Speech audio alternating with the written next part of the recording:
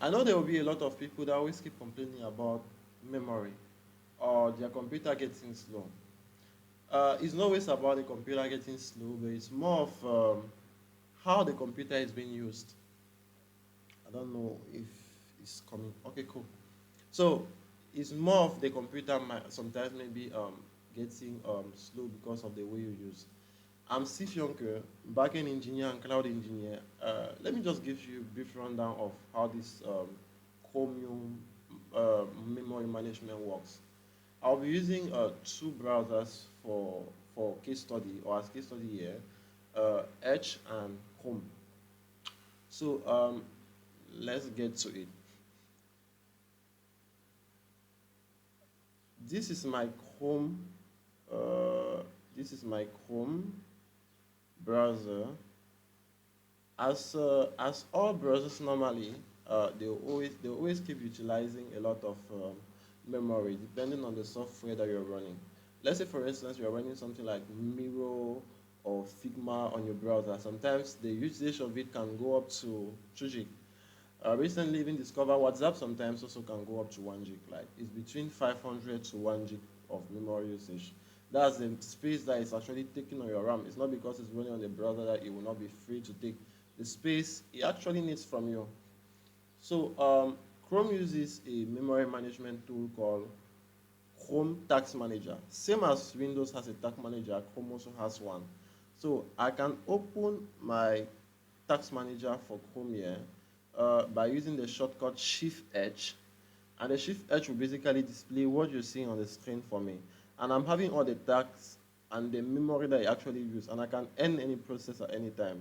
But usually, same as other even operating systems, you might end up something which was necessary for it. So here we'll be ending just necessary tasks. This is ChatGPT, for instance, that is running in the background. I can end the task. So what it does now is that, as you can see, the icon has changed at this level. Um, Check it out here. Like, oh my goodness. I okay. So as you can see at this particular position, let me bring my pencil.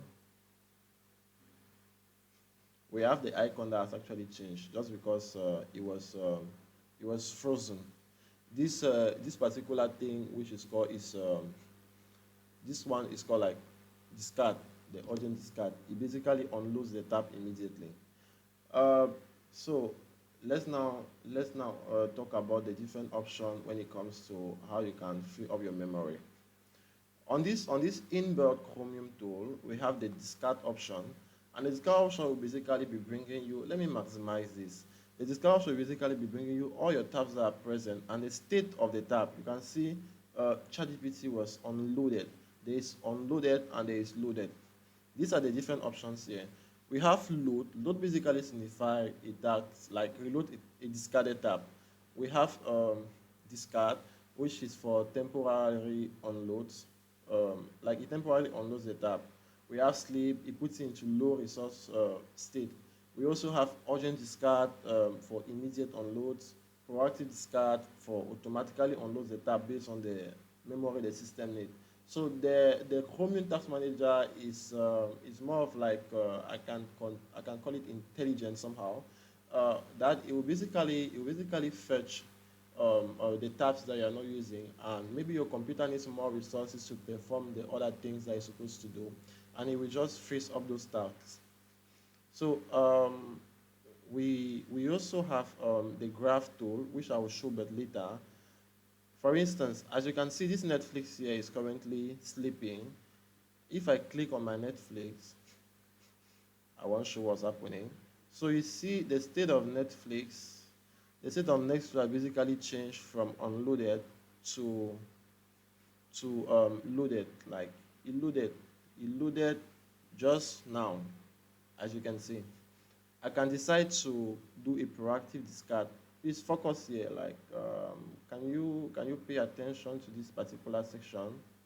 Yes, I want you to pay attention to that particular section. So what I will do now is a proactive discard. As you can see, the icon of it has changed, meaning that whatever amount of memory Netflix was using on my computer now, it has been slowed down. Same like for this one, if I hover on it, you will see the memory that is currently using. It's using about 108 megabyte. That's cargo. And I can just select cargo and decide also to do a proactive discard on cargo. So I'll be advising you guys to be more or to be using more the proactive discard.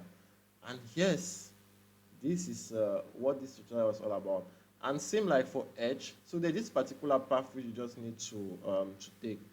Is home slash discard. You use home as a protocol and you go to discard. That's something similar even for edge too as well. You use edge and so on. I know that's similar for Chrome based browsers. I don't really know that much about the other browsers. My research was focused on what I usually use. So if you're using also the similar browsers I use, you are the lucky one or you're the chosen. So I will also give a big advice for everyone that is using browsers extensively. Some people will be opening like 100 tabs, and I know a lot of people will notice themselves when I'm saying this. Please use only the tabs that you're actually working on it, because it slows down the memory a lot, irrespective of the operating system you're using or irrespective of the browser you're using. Some of these tools built online are just so memory consuming. We don't have to blame them. The memory consumed is basically because of what it's achieving. So think twice next time. As I was saying, so I won't do anything here. It's still similar options. Let's go now to the graph tool. We have the graph tool that shows real-time usage of resources and also processes ongoing on in each task or in the browser, and the workers too as well. Chrome also has its own. That one was Edge. We have the graph tool as well. We have the database tool. So it's something really fun to actually play with it, mostly for people that are curious, like I am soon. That was all for this. If you like to receive more updates of this nature, don't forget to drop a comment to see what you think about this. Give me a like to help the YouTube algorithm promote this video and subscribe. Bye bye.